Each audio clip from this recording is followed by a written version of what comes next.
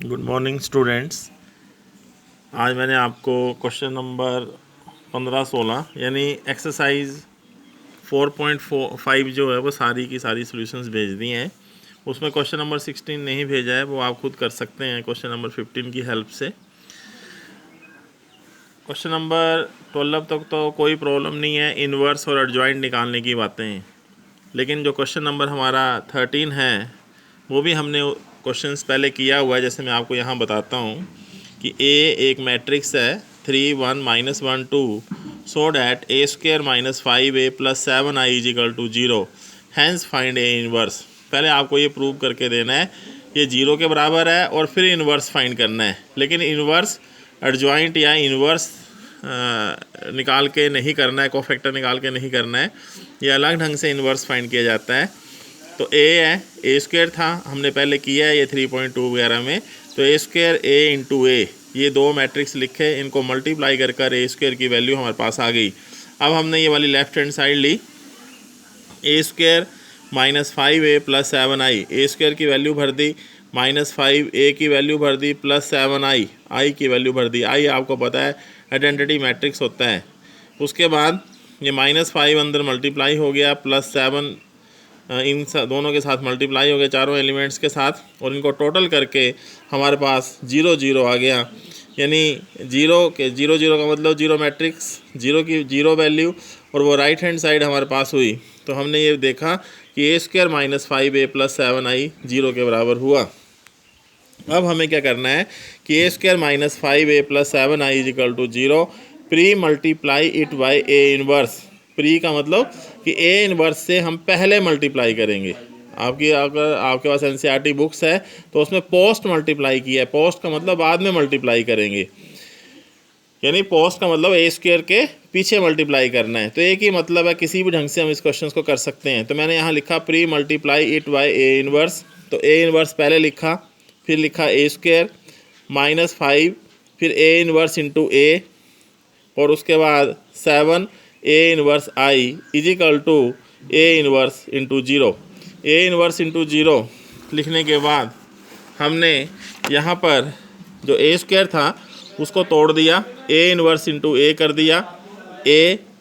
और जब A inverse और ए जो होता है बेटा आइडेंटिटी मैट्रिक्स होता है, क्योंकि आपको पता है ए से ए इनवर्स 1/a करके कैंसिल हो जाएगा, 1 वैल्यू आएगी, और आइडेंटिटी मैट्रिक्स की वैल्यू भी 1 ही होती है।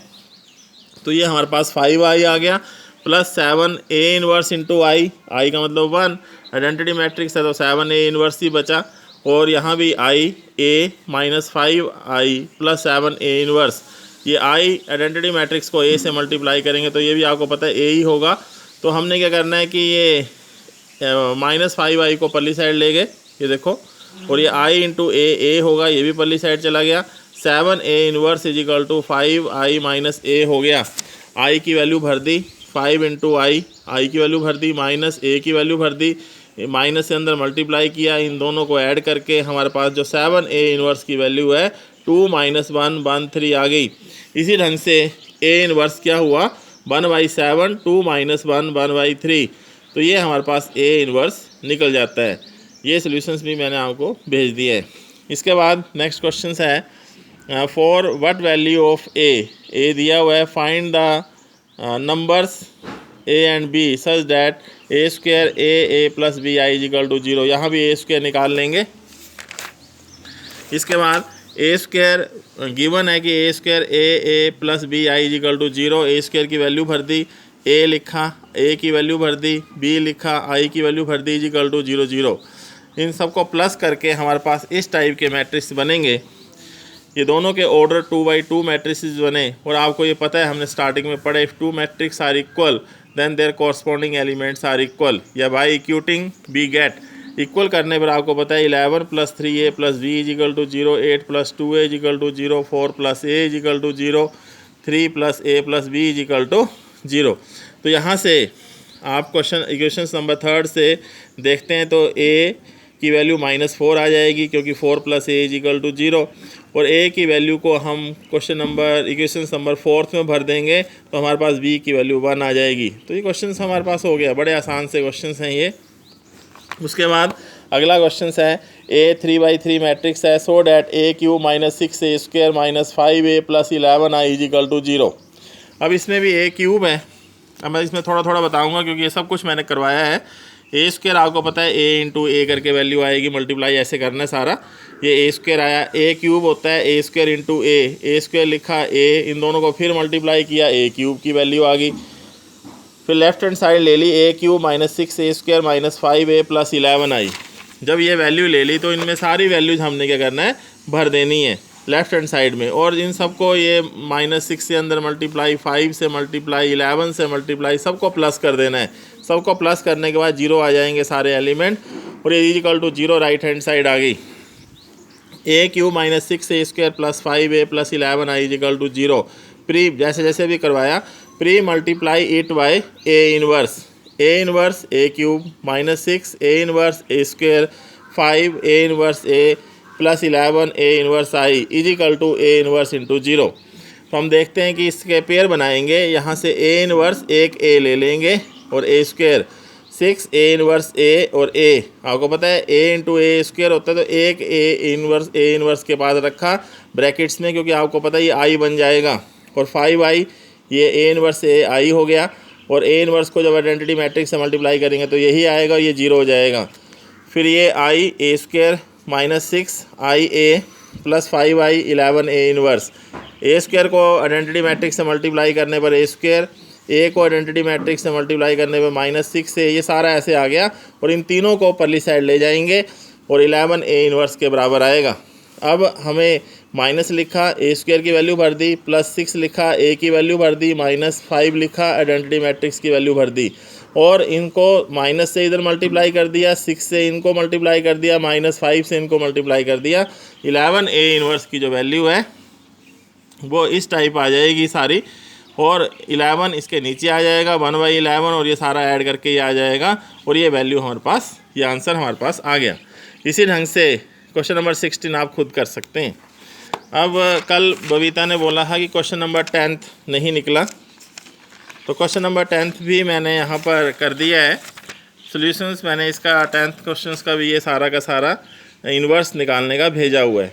इसके बाद क्वेश्चन नंबर 3rd और 4th इसी एक्सरसाइज के, verify A adjoint A is equal to adjoint A और डिटर्मिनेंट AI, यानी ये तीनों चीज़ें हमने वेरीफाई करनी है, बराबर होती हैं। तो कुछ नहीं है इसमें, पहला पार्ट 3A लिखा, डिटर्मिनेंट A फाइंड किया, डिटर्मिनेंट A को I से मल्टीप्लाई कर दिया, तो हमने क्या किया, डिटर्मिनेंट A 0 0 इंटू I, तो ये सारा 0 मैट्रिक्स आया, नंबर 1 दे दिया। फिर हमने इस मैट्रिक्स के सारे कोफैक्टर्स निकाल लिए, कोफैक्टर निकालने के बाद एडजॉइंट लिखा, एडजॉइंट लिखने के बाद ये एडजॉइंट आ गया, फिर A और एडजॉइंट A कर दिया यहाँ से, तो A और एडजॉइंट A को मल्टीप्लाई करके फिर ये वैल्यू आ गई, ये नंबर 2 दे दिए इसको।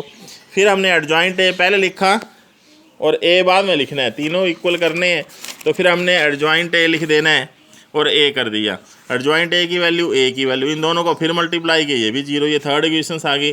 तो from first, second and third हम क्या देखते हैं कि तीनों चीज़ें जो है इक्वल आ जाती हैं, हैंस इट इज़ वेरीफाइड। तो ये हमारे पास क्वेश्चंस हो गया, और ये एक्सरसाइज हमारी जो 4.5 है वो कंप्लीट हो चुकी है। सॉल्यूशंस इसके मैंने भेज दिए हैं, सिर्फ मैंने एक क्वेश्चन नंबर 6 नहीं भेजा है जिसमें इन्वर्स फाइंड करना है, वो आप खुद कर सकते हैं, और एक 16 नहीं किया हुआ है, और एक 9th क्वेश्चन है उसमें भी इन्वर्स फाइंड करना है, नहीं निकलेगा तो बता देना, वो मैंने नहीं किए हैं।